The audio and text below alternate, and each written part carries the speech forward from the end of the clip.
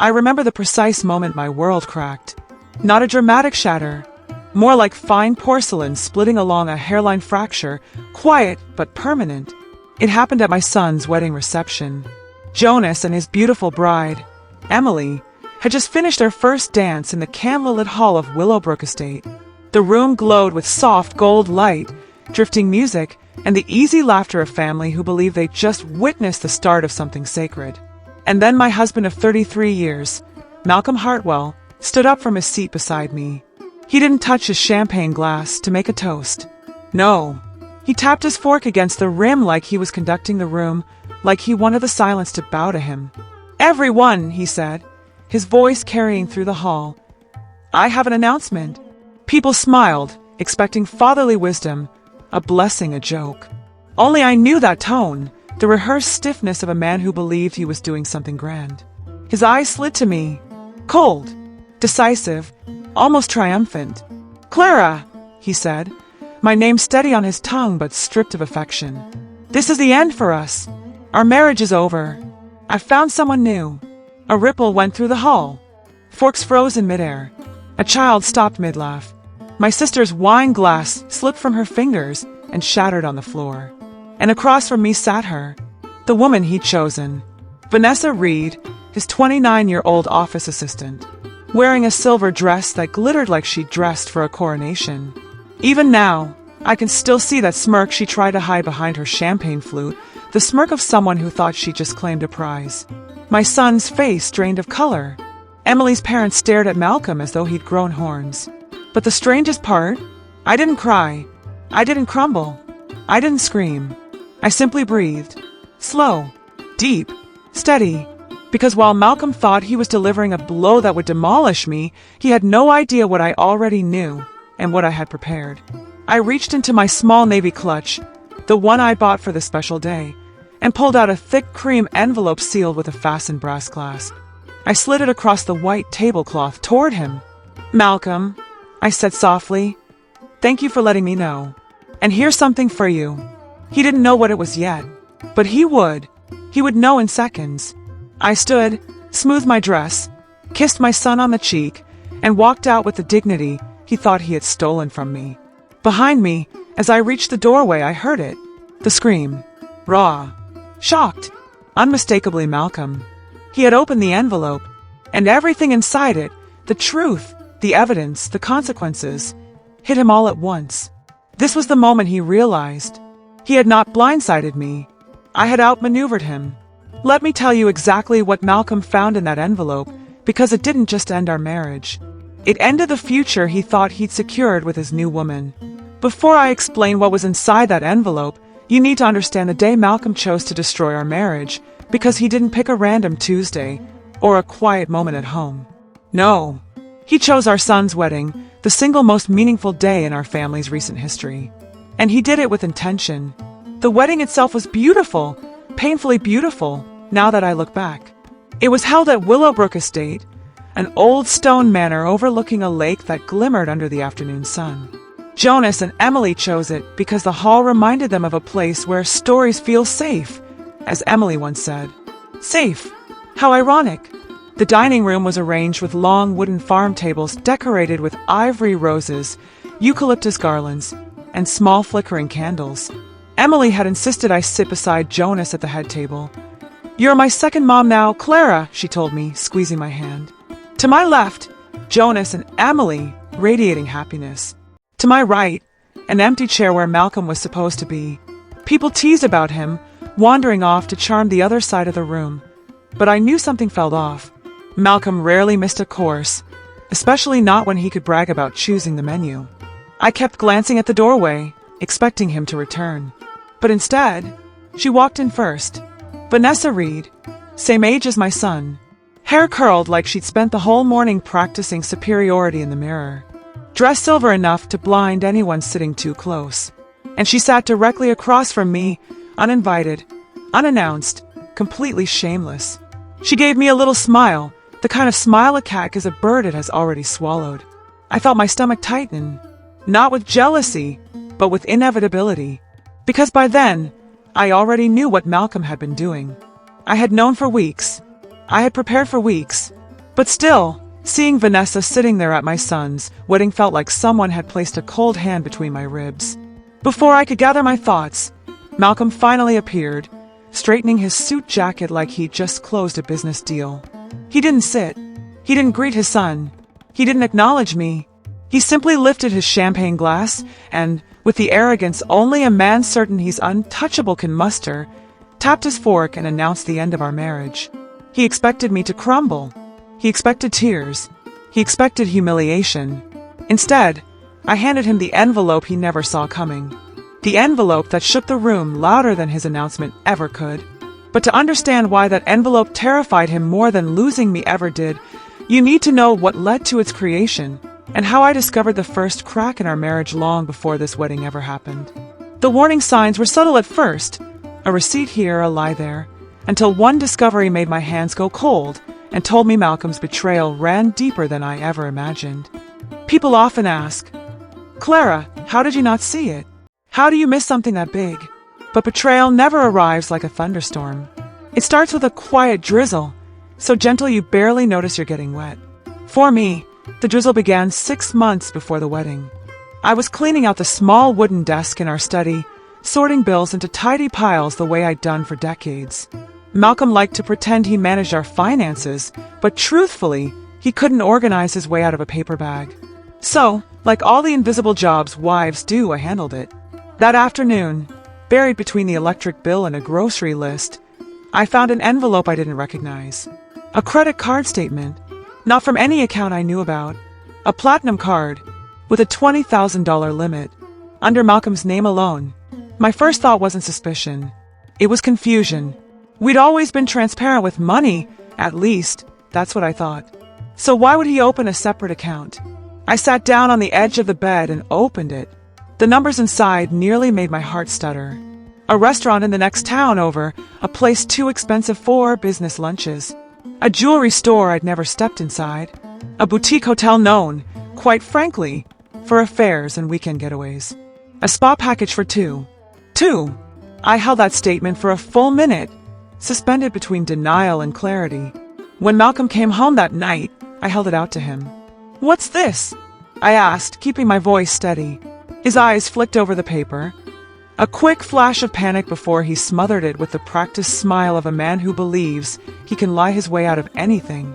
"Business expenses," he said, waving a hand like the conversation bored him. "You know how it is. Entertaining clients. Patricia handles the reimbursements." Ah, her name again. Vanessa Reed, the assistant I already felt something wrong about but couldn't yet prove. "But why a separate card?" I pressed gently. "For tax purposes," he said, shrugging. "You don't need to worry about it, Clara. I handle the business, you handle the house." There it was. The dismissal. The patronizing pat on the head. The tone that told me he saw me as an accessory, not an equal. Old Clara might have let it go.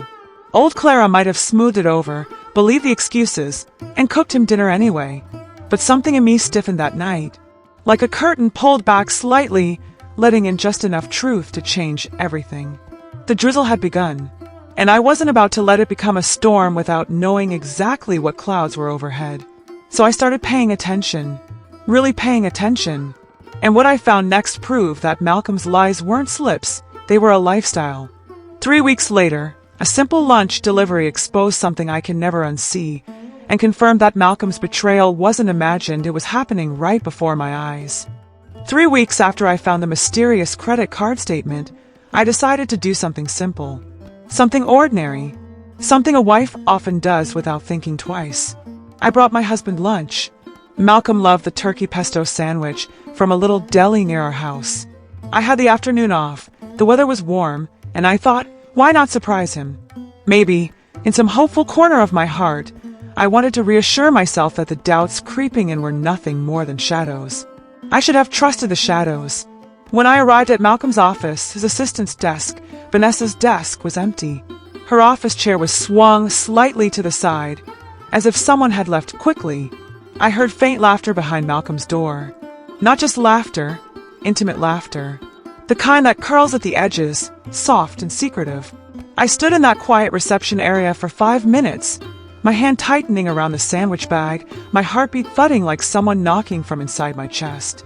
The laughter continued. Low. Private. Wrong. Finally, the office door opened. Vanessa walked out first. Her lipstick, bright plum, was smudged slightly on one corner. Her silk blouse was buttoned, but unevenly. Her hair looked as if someone's fingers had been tangled in it moments before. Then Malcolm stepped out behind her. His tie was crooked, his shirt collar wrinkled. His eyes widened when he saw me standing there, lunch in my hand, expression quiet but certain. "Clara!" he said brightly, too brightly. "What a surprise!" I held up the deli bag. "I brought you lunch." He blinked hard, swallowing whatever excuse his mind was scrambling to create. Vanessa gave me a smile so drenched in false sugar it nearly dripped onto the carpet. "That's so sweet of you," she purred, adjusting her blouse with an exaggerated delicacy. "Malcolm is lucky to have someone who takes care of him." The implication was sharp enough to cut skin. I didn't respond. I simply set the bag on Vanessa's desk and said, "Enjoy," before walking out as steadily as I could. But inside, something shifted permanently. The denial was gone. The drizzle had become rain. And I knew, deep in my bones, that I wasn't imagining anything. On the drive home, the truth sat beside me like an unwelcome passenger. He wasn't just drifting away. He wasn't confused or stressed or going through some foggy midlife panic. He was cheating, and he was brazenly comfortable in the belief that I would do nothing about it. But he was wrong, because instead of crying, screaming, or confronting him that night, I did something he never expected. I began documenting everything. Every lie, every inconsistency, every absence, every financial thread. And the more I followed those threads, the more the truth unraveled. But nothing prepared me for the discovery I made next. A hidden account, a stolen sum, and a betrayal so calculated it nearly stopped my breath. People think betrayal hurts because of the romance behind it. The stolen kisses, the lies, the secrets. But I'll tell you a truth only age can teach. The deepest pain comes from financial betrayal, because money is trust in material form. I learned this the hard way. After the lunch incident at Malcolm's office, I became more observant than I'd ever been in my life. I didn't snoop. I didn't pry. I simply paid attention to what was already in plain sight, something Malcolm never imagined I had the courage or clarity to do. One evening, while Malcolm was working late, I sat down with our home computer. He often logged into his banking apps there, never bothering to sign out. He assumed, after decades of marriage, that I had no reason to check. But trust, once broken, becomes curiosity, and curiosity becomes strength. I moved the mouse, the screen lit up, and one tab was still open. A bank login, different from our joint accounts, different from the ones I knew he used for business. I clicked. The page refreshed, and there it was, a private account, his name only, balance, $312,750. Not investments, not savings, not a retirement fund. Withdrawals and deposits told a real story. Over the past year, Malcolm had been siphoning small, regular amounts out of our household accounts, amounts just low enough to slip beneath the radar of daily life, grooming his exit plan, funding his new future, preparing a life with Vanessa, while I still washed his clothes and paid our bills. But that wasn't even the worst part. A transaction 2 weeks earlier made my hands go cold. $40,000 wired to RNR Properties LLC. I knew that company. I had driven past it dozens of times. It specialized in short-term furnished apartments. He had put down a deposit on a place, a home, for them. My breath caught, and I sat back in the chair as the full weight of realization settled over me. Malcolm wasn't planning to leave me eventually. He was planning to leave me soon. He was building a life with another woman, securing money behind my back, and preparing for a future where I didn't exist at all. The betrayal was deliberate, calculated, cruel in its quiet execution. But here's the part Malcolm never saw coming. For 33 years, I had been the household's silent accountant. I knew how to trace money the way a seamstress traces patterns. Numbers made sense to me, and lies leave numerical footprints. So, I printed everything. Every statement, every transfer, every receipt, every email notification. I placed the papers in a folder, one he would never think to search. And that folder, it became the foundation of the envelope I handed him at the wedding. But we aren't there yet, because before the folder was complete, I discovered something far more devastating. He wasn't just funding his new life. He was stealing from ours. The next document I uncovered didn't just expose an affair, it proved Malcolm had been draining the very savings meant for our son's future, and that truth broke me in a way his infidelity never could. Infidelity wounds you as a woman, but financial betrayal, that wounds you as a mother. I had already uncovered the secret account, the hidden transfers, the apartment deposit meant for him and Vanessa. Those discoveries burned, yes, but I could still breathe through the pain. Until the day I found the document that didn't just sting. It split something inside me clean in half. It was a Thursday morning. Malcolm had left early, claiming he needed to meet a client. I didn't bother questioning it anymore. Sometimes silence protects you more than confrontation. The mail arrived mid-morning, bundled with the usual bills and catalogs. I flipped through absent-mindedly until a thick envelope caught my eye. It was addressed to both of us. That alone was strange. Nearly everything financial came in Malcolm's name these days. Still, I opened it without thinking. The letterhead at the top made my stomach drop. Hartwell Family Education Fund, the trust we set up when Jonas was 10 years old. It was meant for his future. College, a starter home, emergencies. We created it after surviving a rough financial patch, promising we'd always protect our son from the instability we once endured. I unfolded the statement, and there it was.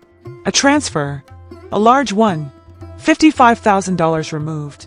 Not for tuition, not for Jonas's future, not for anything that even remotely benefited our child. The recipient, the same LLC tied to Vanessa's apartment fund, R&R Properties.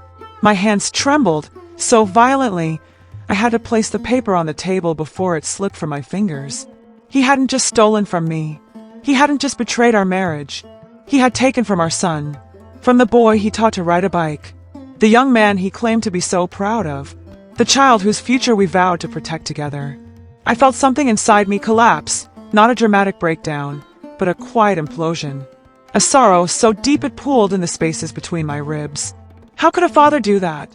How could a man look his son in the face, knowing he'd gutted the trust created for him? Suddenly, the affair seemed small compared to the enormity of this theft. Malcolm hadn't left emotionally. He had left morally. I sat at the kitchen table for nearly an hour, the morning light stretching across the floor as if nothing had changed. But I had changed. I could feel it, like the final thread holding me to the illusion of my marriage had snapped. After wiping my tears, I did the only thing that made sense. I added the trust statement to the folder. And for the first time, I understood. This wasn't just about heartbreak. This was about justice. This was about protecting my son from a man who had stopped being a father long before he ever walked away as a husband. But the story doesn't end there. Because the next revelation, the one that sealed Malcolm's fate, didn't come from paperwork. It came from a person. The truth walked right up to my front door one afternoon, carrying a purse, trembling, and ready to confess everything Malcolm never expected anyone to reveal. Sometimes the truth comes quietly, not in explosions or confrontations, but in the soft, hesitant knock of someone who can no longer carry their conscience alone. It was late afternoon on a Saturday. The house smelled of lemon polish because I had spent the morning cleaning. Cleaning helps when your mind is loud. I had just sat down with a cup of chamomile tea when I heard it. 3 soft knocks. Not urgent, not confident, almost apologetic. When I opened the door, I saw a woman I recognized but had never spoken to. Patricia Hale, Malcolm's senior office manager. She stood on my porch, twisting a tissue between her fingers. Her eyes were red-rimmed, like she'd been crying for hours before finding the courage to stand at my door. "Mrs. Hartwell, may I speak with you?" she asked, her voice barely above a whisper. Something inside me knew this was the moment everything would shift. I invited her in, guided her to the kitchen table, and poured her a cup of tea before she even asked. Women understand each other in a way men underestimate, and Patricia's shaking hands told a story before she ever opened her mouth. "I'm so sorry," she began. "I've wanted to talk to you for months." Months. The word cut deeper than she intended. She took a slow breath. "I didn't know how to approach you, and I didn't want to interfere in personal matters, but What's happening at the office isn't personal anymore. It's public. Public. Another knife. She reached into her purse and removed a folded piece of paper. She slid it across the table with trembling fingers. I printed this because I couldn't watch it continue. I opened it. It was a hotel invoice, under Malcolm's name, signed with his card, for 2 guests, multiple nights, and a note scribbled in Vanessa's handwriting. Next weekend, too. Same room. Patricia swallowed hard. Everyone knows Clara. The staff tries to pretend they don't, but they know. She paused, then leaned forward. And Malcolm, he isn't just being reckless. He's being cruel. He told Vanessa he's almost free, that he's moving money quietly so he can divorce you without you bleeding him dry. His words, not mine. I felt heat rise in my chest, not from anger, but from a kind of insult so deep it felt ancient. After everything I had sacrificed, after the years of building a home, after raising our son while he built his career, he thought I would bleed him dry. Patricia wiped her eyes. I know this isn't my place, but you deserve to know he plans to leave you before the wedding. He wanted to make a grand announcement. A grand announcement. So it was planned, practiced, rehearsed cruelty. I reached across the table and placed my hand over hers. Thank you, I said softly. You didn't have to do this, but you did. That tells me everything about the kind of woman you are. She broke into tears again, not of guilt this time, but of relief. When she left, I closed the door gently, leaned against it, and exhaled. A long, steady breath that came from somewhere deep. The curtain had fully lifted. The denial was gone. The truth was whole. And now, I wasn't just documenting. I was preparing. That same night, I made a phone call Malcolm never imagined I would make. A call that turned my quiet folder of evidence into a weapon he would never see coming. That night, after Patricia left and the house settled into its familiar evening quiet, I sat alone at the kitchen table with a folder of evidence in front of me. The soft hum of the refrigerator was the only sound in the room. For a long time, I simply stared at the papers, each one a small betrayal, each one a thread leading to the unraveling of a 33-year marriage. And then, finally, I did something Malcolm never imagined I had the strength or the will to do. I picked up the phone, not to call a friend, not to cry to my sister, not to confront Malcolm. No, I called a lawyer. His name was Daniel Foster, a quiet, meticulous man recommended by a colleague of Jonas's. Jonas didn't know why I needed the number. I had asked casually weeks earlier, under the guise of helping a friend. But I knew, deep down, I had known something was coming long before the truth fully revealed itself. When Daniel answered, his voice was calm, steady, professional. "This is Daniel," he said. "How can I help you?" For a moment, I couldn't speak. My throat tightened. This wasn't who I imagined I would become, the woman calling a lawyer at 9 o'clock at night about her husband's betrayal. But dignity sometimes requires difficult action. "Mr. Foster," I finally said, "I believe my husband is preparing to leave me, and he's moving money, our family money, without my knowledge." There was a pause, not judgmental, just assessing. "What evidence do you have?" he asked gently. I took a breath and began listing it. The secret account, the transfers, the trust violation, the hotel invoices, the credit card statement, the witness testimony, and the apartment deposit. He didn't interrupt. He didn't sound shocked. He only asked one question. "Mrs. Hartwell, are you ready to protect yourself?" I felt something inside me click into place, a firmness I hadn't felt in years. "Yes," I said. "I am." "Then bring everything to my office tomorrow morning," he replied. "We'll file for a protective order over all joint assets." Quietly, legally, and effectively. I hadn't expected it to move so quickly. I hadn't expected someone to take me seriously so immediately. But Daniel did. "Do not confront your husband," he instructed. "Do not warn him. Do not give him time to shift another penny. We freeze everything at once. Freeze everything." The phrase sent a ripple of strength through me. After I hung up, I closed the folder and placed it gently back in its hiding spot.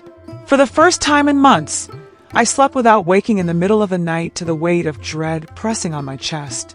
The next morning, I carried the folder into Daniel's office like a woman carrying her own freedom.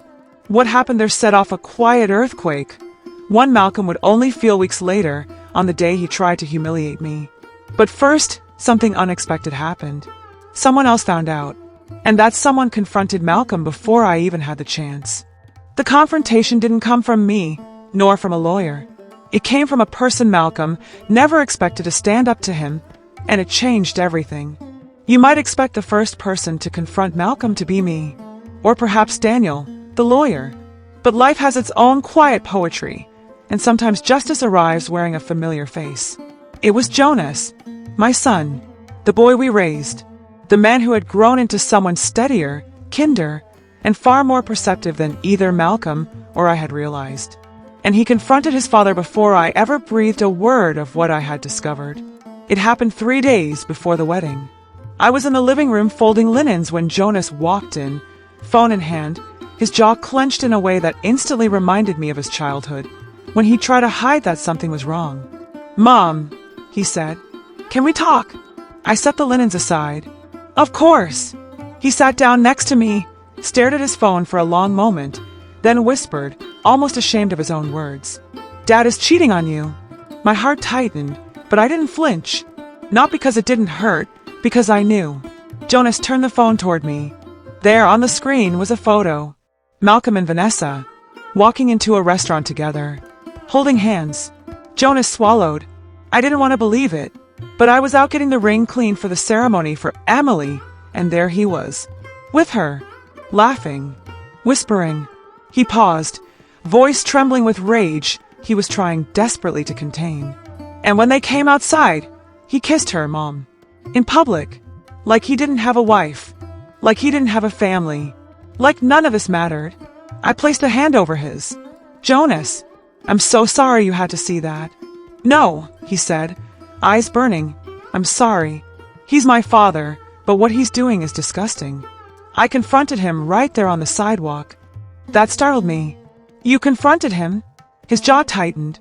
"Yes." I asked him what he thought he was doing. Asked him how he could humiliate you like that.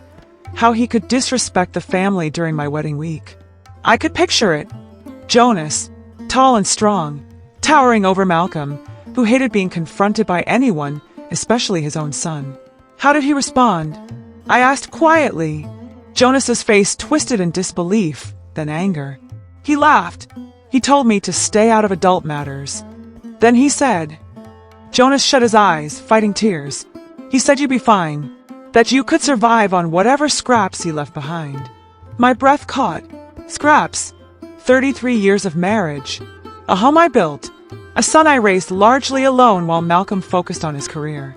And he believed I'd accept scraps. Jonas looked at me, voice shaking. Mom, I don't want him walking you into the reception. I don't even want him speaking at the wedding. Emily and I agreed. You'll sit beside me. If he doesn't like it, tough. My son. My beautiful, loyal son. Standing up for me in the moment I needed it most.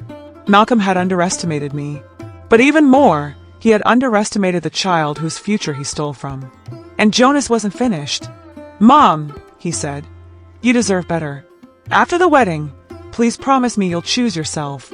I nodded. I already have. He didn't understand the depth of those words yet. But he would.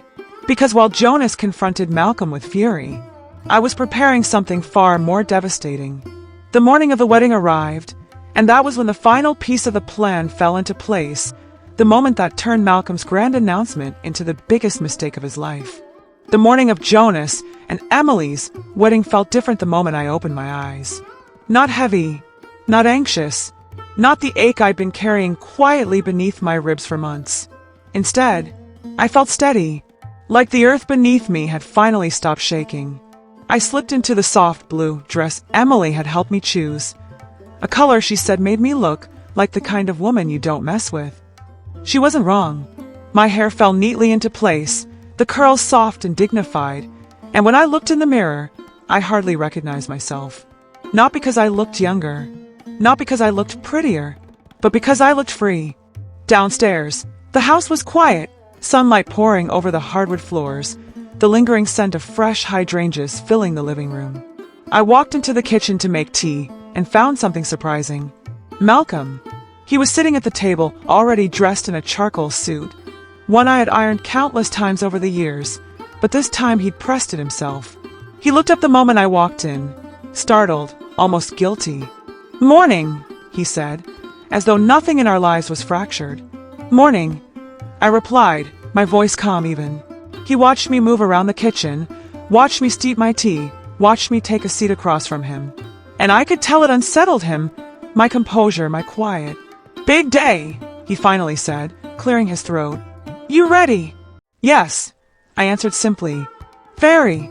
He hesitated, then added, perhaps to reassure himself rather than me, "I've arranged everything for the reception. It'll be memorable." Ah, his big moment. The performance he'd been rehearsing in secret. The humiliation he believed I'd swallow quietly. "Good," I said. "I'm sure you planned it thoroughly." He blinked. Malcolm had never been good at reading subtext, but something about my tone made him shift in his seat. He straightened the cufflinks on his sleeves, gold ones I'd given him on our 20th anniversary. I noticed he wore them less and less these days. Perhaps they reminded him too much of the life he was itching to discard.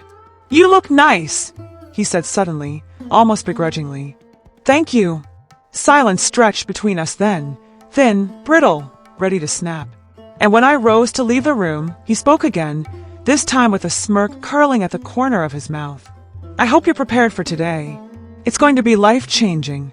I paused in the doorway. "Oh," I said softly, "I have no doubt."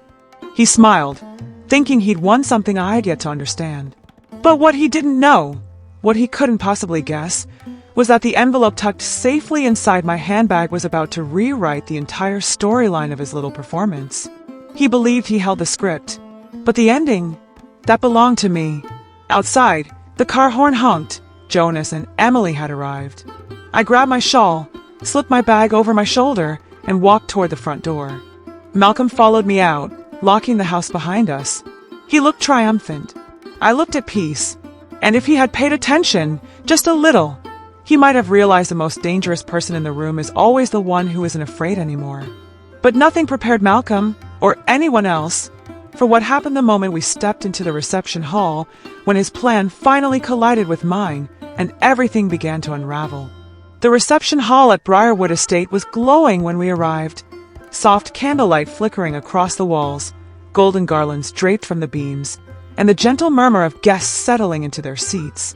It was warm, elegant, intimate, everything Jonas and Emily had dreamed.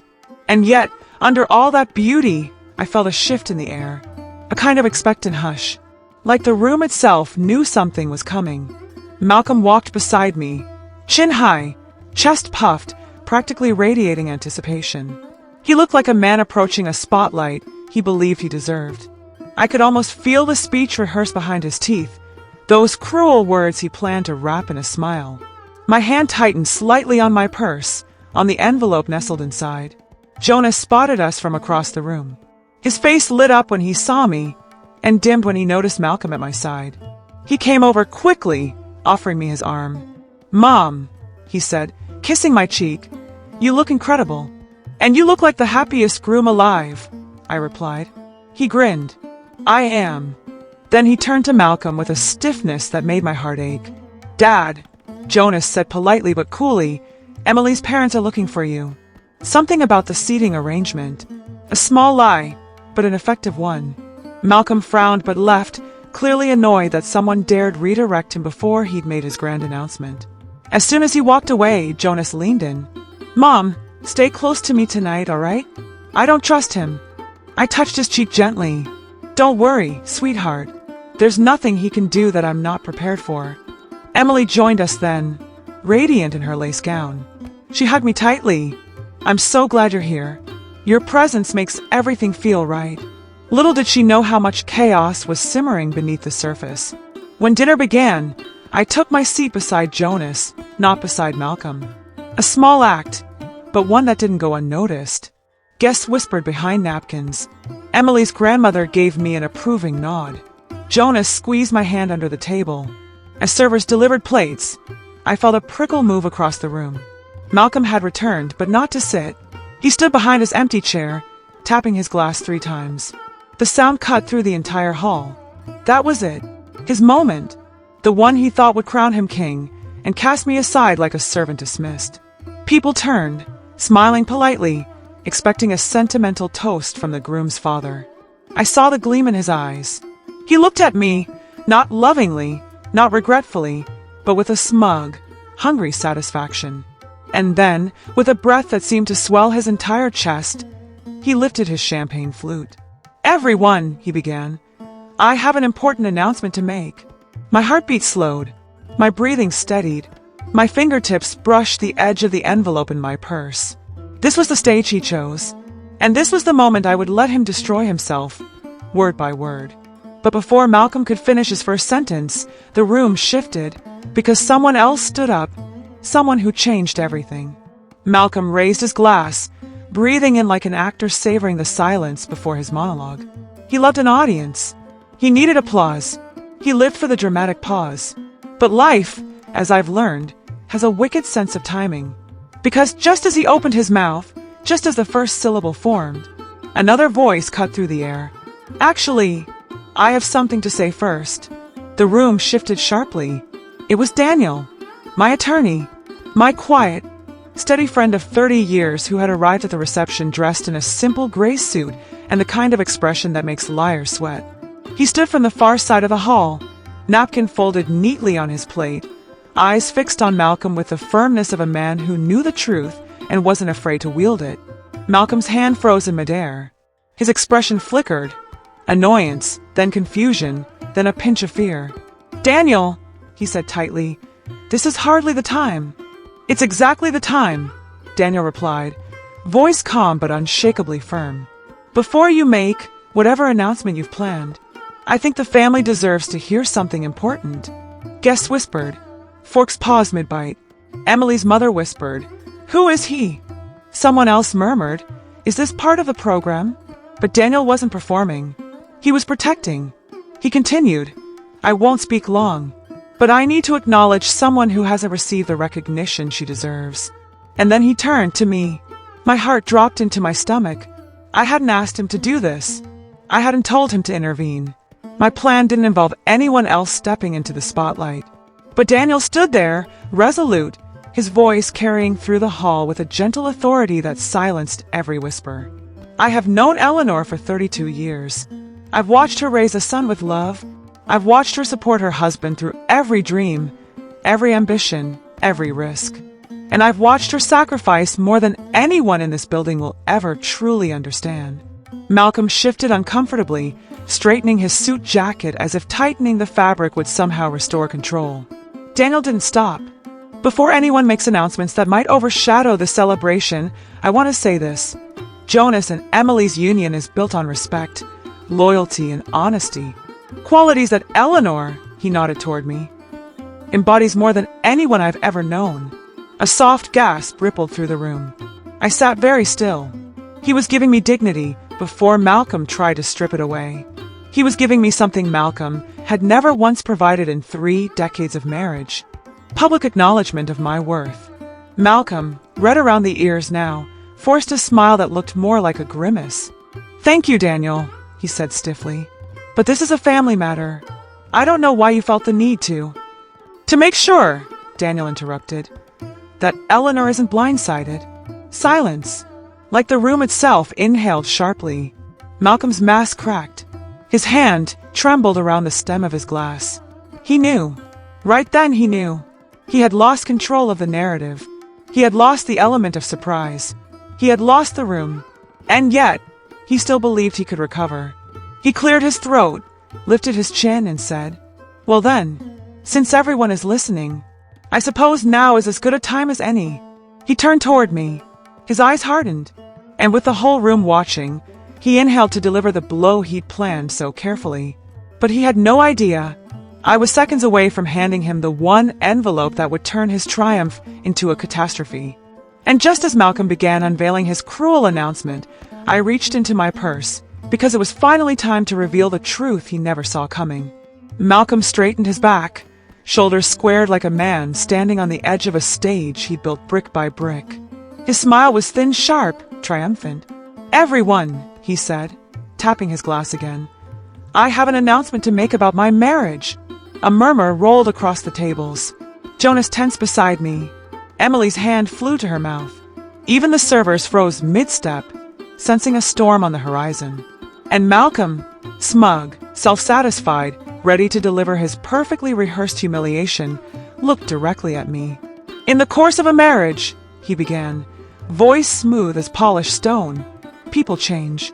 Life evolves. And sometimes, two people simply grow apart." His gaze flicked toward the far end of the room.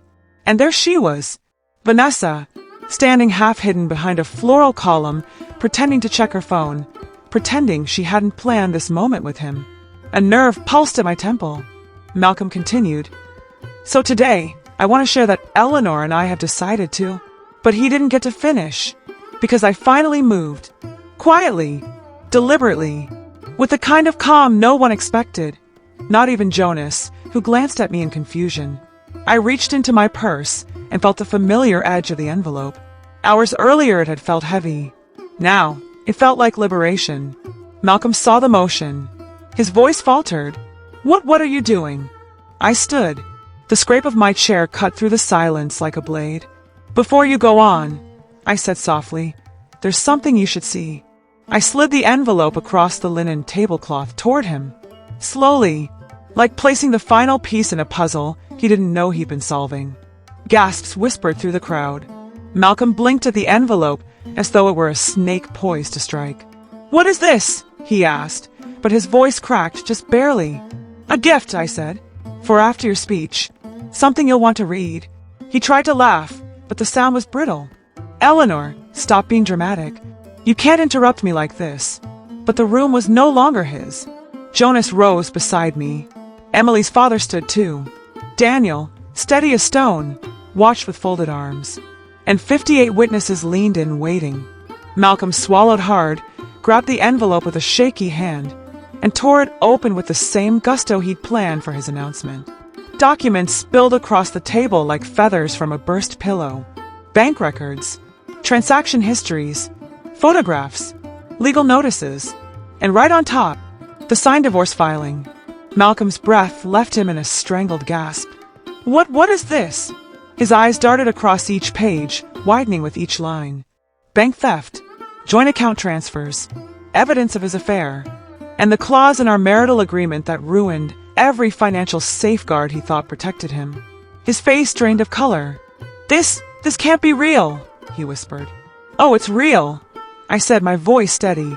"Every penny you stole, every lie you told, every moment you thought I wasn't paying attention." A ripple of shock rolled across the room. He looked up at me, small, cornered, terrified. "Eleanor, you planned this?" "No," I said. "You planned it. I just documented it." He opened his mouth, closed it again, then, like a drowning man, looked desperately around the hall for Vanessa. But Vanessa stepped back behind the floral column. She knew exactly what those documents meant, and she wanted no part of the fallout. Malcolm's hand shook violently as he gripped the table. You can't do this to me," he stammered. "You already did it to yourself." And for the first time in 33 years, he finally understood I wasn't the meek woman he'd always mistaken me for. I was the one who held the ending, and I had just placed it in his hands. But Malcolm wasn't done unraveling, because the moment he realized what the documents truly meant, he erupted in a way that sent the entire wedding into chaos. For a long, terrible moment, Malcolm didn't breathe. He just stared at the papers scattered across the table, our life dissected in black ink, every secret laid bare like bones under a floodlight. Then a tremor started, first in his hand, then up his arm, then across his entire frame. And suddenly, he erupted. "Would I ask this?" Malcolm roared, slamming his fist down, so hard the silverware jumped. "How dare you do this to me?" Guests gasped. Emily flinched. A child at the back table burst into tears. But I didn't move. I stood there, steady, grounded in a calm I had earned. Malcolm grabbed one of the pages, bank records showing the unauthorized transfers to a secret account, and shook it in the air like a madman. "You went behind my back. You spied on me. You. I follow the money you stole," I interrupted, my voice soft but carrying. He froze. Someone near the center table whispered, "Stole." Another murmured, Those are real documents. Malcolm's head whipped around wildly, like he wasn't sure who to scream at first. Then he turned on Jonas. "Did you know about this?" he demanded. "Did you know your mother was plotting to ruin me?" Jonas stood slowly, jaw tight, eyes blazing. "No," he said, voice low and controlled. "But after seeing what you've done, I don't blame her." Malcolm staggered like he had been struck. "You ungrateful boy," he spat. "I paid for your education, your home, your wedding." "No," Jonas shot back, stepping closer. Mom did. Mom did everything. You just signed the check she earned." The room rippled with a collective intake of breath. Malcolm's face contorted, red with fury. "She manipulated you. She's trying to destroy our family. Can't you see? Our family." Jonas barked out a bitter laugh. "You destroyed our family when you cheated on Mom. When you stole from her. When you planned to announce your filth in front of every person we love on the biggest day of my life." Malcolm opened his mouth, but Jonas cut him off with a voice sharp enough to slice through the room. "You don't get to play victim tonight." Several guests murmured in agreement. Emily's father nodded solemnly. My sister pressed a hand to her heart, whispering, "Amen." Malcolm's breathing grew ragged.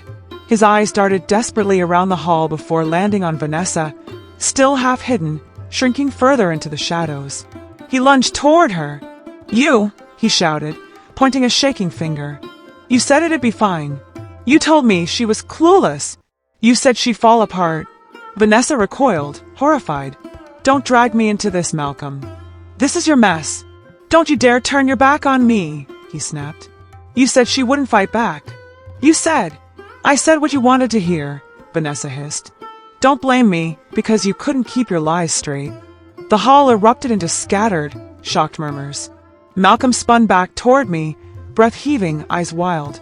"You set me up," he said, voice trembling. "You poisoned them against me. You planned this whole thing just to embarrass me." "No," I said, looking him directly in the eyes. "I planned this to survive you." Silence fell. Deep, heavy, undeniable. And then Malcolm, cornered, unraveling, humiliated, did the one thing that sealed his fate in front of every person in that room. He screamed. Not words, not sentences, just a raw, primal scream of a man watching the empire he built on deceit crumble beneath him. It echoed off the walls. It silenced every whisper. It froze every breath. And it marked the exact moment Malcolm Jackson lost whatever last shred of dignity he had left. But the true breaking point wasn't the scream. It was what Malcolm did next, a move so reckless, so desperate, that it forced me to deliver the final blow. Malcolm's scream hadn't even stopped echoing before he lurched toward me. Not with violence, no. With desperation. The kind of desperate terror only a man who realizes the game is over can feel. He grabbed the edges of the table, leaning across it as if trying to physically pull the situation back under his control. "Eleanor," he gasped, voice cracking, "listen to me. Please, we don't have to do this here. We can fix this. Just come outside with me. Let's talk privately." There it was, the bargaining stage. The same tactic he'd always used when cornered. Pull me aside, isolate me, smooth his voice into something sweet enough to swallow, then twist the truth until even I couldn't untangle it. But not tonight. I stood still, spine unbending, heart steady. "No," I said.